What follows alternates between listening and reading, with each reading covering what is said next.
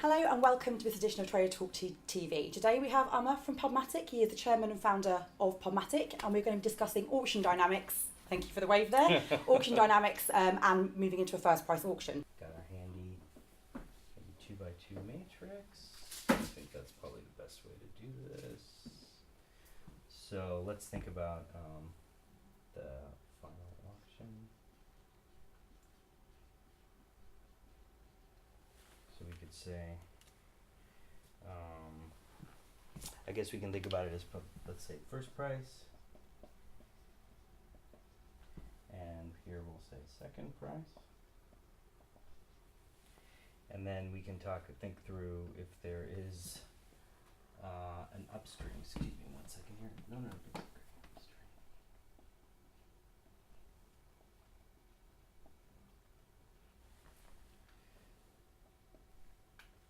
No. Yes. All right, so let's walk through this here. So the idea here is to kind of break down how you can think about the auction and what's happening. So we've got what is the final auction? Is it a first price or is it a second price auction? And then when the SSP gets it, is there an upstream auction? No or yes. So an upstream auction means that, is there a further auction conducted, down the chain, if you will. So if you think about there's no upstream auction and second price, that's really what kind of the waterfall was. So your traditional waterfall was the SSP conducted the auction in a second price format, and then that was the price that went to the publisher. There was no, or the buyer was charged, there was no upstream for their auction. Now, if you think about moving in a first price world, so like if you look at like most wrappers today, they are where the SSP conducts, multiple SSPs conduct a second price auction. Indeed. But then they send it on to the wrapper, and then the wrapper will actually do a first price auction, right? It takes all the bids, it says who's the highest one, and charges them that price. Yeah. So that is really, and so there's an upstream auction happening, as we just talked about, at the publisher end, and that's first price at the final auction. So that is today's wrapper.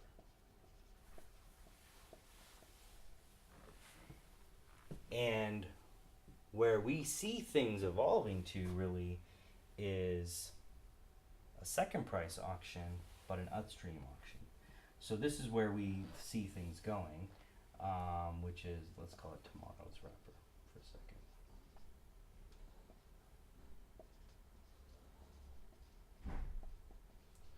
So when we look at our impression volume, I would say maybe we're probably like 10-ish% roughly here in the waterfall, probably 70% here, and let's say 20% here. So the reason we think, and then this going back to where I'm saying this is tomorrow's wrapper, is that again, we think that there's a lot of value for that we've seen a lot of big publishers say, hey, I'm going to close the auction on my end according to second price dynamics. Yeah. But they are the ones closing the auction. So the SSPs are really just sending the bids across. Yeah. And that allows the publisher to close the auction and get a full true picture of demand. Buyers are still adhering to a second price philosophy. And so that is kind of where we think things are probably headed more towards than necessarily this, which we think is a little inefficient. By the way, there's something here. This is more of an NA, but you could say in a waterfall where you had like fixed price deals, that could be in here, but that's kind of almost worth forgetting about for a second. So just for the sake of completeness. So this is almost a private area then. Yeah, exactly. It was like the auction happens at the SSP. Yeah. It was like kind of in the waterfall, but it was a PMP fixed price deal, so right. It's probably not even worth spending much time on. But so this is kind of how we think a little bit about this. And there's some parameters in the RTV request that help communicate some of this, right? So, for example, one is something called AT for auction type, and so you can say first price or second price. Today, for example, all the auctions on our platform are second price, but I know that's starting to change across the industry. Yeah. Then we've got FD, which stands for final decision. And that's really about, is there an upstream auction or not? So it's really about, is the SSP doing a first price or second price? That was AT. And then is there an upstream auction or not? Is there a decision upstream? But one parameter that's not been introduced or is left out is really, what is the auction type at the end? The final decision, that FD, what principle is that auction of? And we think that that's really what matters at the end of the day. If the publisher, let's say, is where the final decision is being made, are they adhering to a first price principles or second price principles? So currently the FD sits at the SSP layer of the auction. No, the FD says that there is an auction happening. Right. Is there an auction happening like at the publisher level? Yeah. Or at the SSP level? But it doesn't say what type of auction is happening at the publisher level. So the auction type parameter, which I said talks about first price or second price, is saying that's at the SSP level. Yeah. So it should almost be that the auction type should either change to telling at the final place, is it first price or second price? Or if you want to still provide the information about first price or second price happening at the SSP level in the auction type parameter, then we should introduce another parameter which says at the final decision point, is it a first price or second price? Because that's what really matters to the buyer at the end of the day, which is that I submitted a $10 bid. Am I going to be charged $10 eventually? Or am I going to be charged less than that because it's a second price principle? Yeah, I see. So I think that that's kind of an important thing that, as an industry, we need to figure out how to include that in the RTB request. Okay.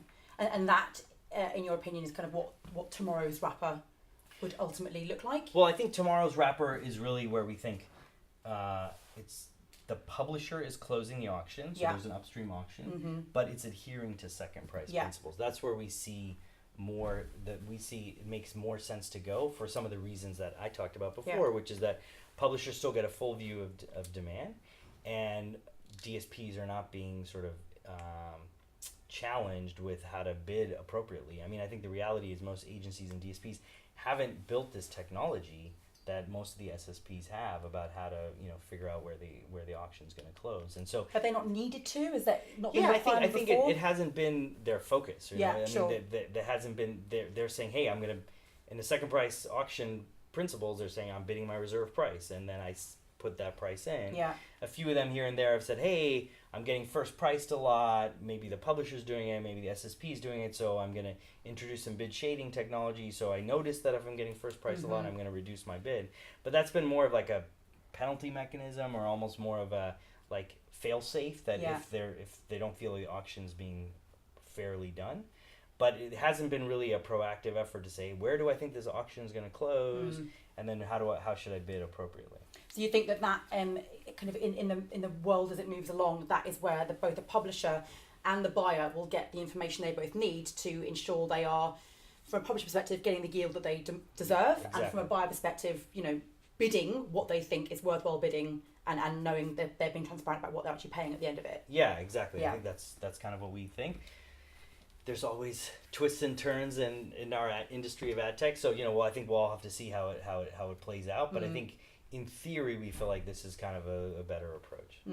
And from PubMatic's perspective, you guys are already kind of working in the, obviously you've got 10% of your inventory is waterfall, 70% is in today's wrapper, this 20% is existing in tomorrow's wrappers world. Yeah. So we think more of this shifts this way, this shifts this way. It's all going to be going into that environment. We think so. I mean, today all of our auctions, as I mentioned before, are second price auctions, right? Whether either we do the second price auction on our end, or it goes, we conduct a second price and it goes into the wrapper, but it was second price principles. But we're testing first price. So we are going to support publishers how they want to be supported, and we also want to make sure it works for the buy side community.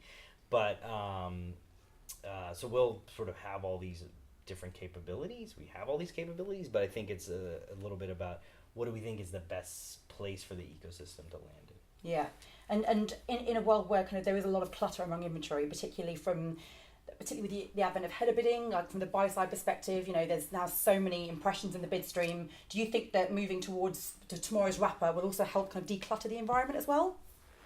I don't know if it will declutter the environment. I guess maybe, I think in the sense that I think it, again, keeps the auction principles a little purer.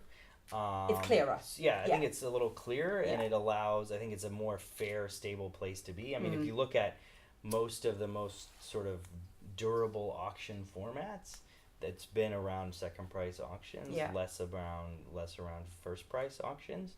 But we'll kind of have to see where it goes. But I mean, look, I think from a publisher standpoint, they want to get as much demand in as possible to create as much bid density. And I think advertisers, while of course they want to pay the least possible, I think they understand that if it's fair demand coming in there, then it's reasonable that they're competing against it when you're following an auction format. Yeah, and I'm keen to know from your perspective, with the industry kind of now dabbling in the waters of first price, why is that coming about now? Is second price not effective? Is it not working? No, that's a really good question. I think what's happened is, SSPs are really there. They want to bias liquidity or fill. So in a second price format where you're having then a first price auction at the end, there's really an incentive, I think, for SSPs to continue to push up closing prices. Yeah. Because they want to make sure that the buyer, they want to bias fill, like I said, they want to create as much liquidity in the market. That's how their publishers get paid. That's also how they get paid. So they've been pushing up pricing to deal with, hey, there's another auction happening at the end, and it's a first price auction.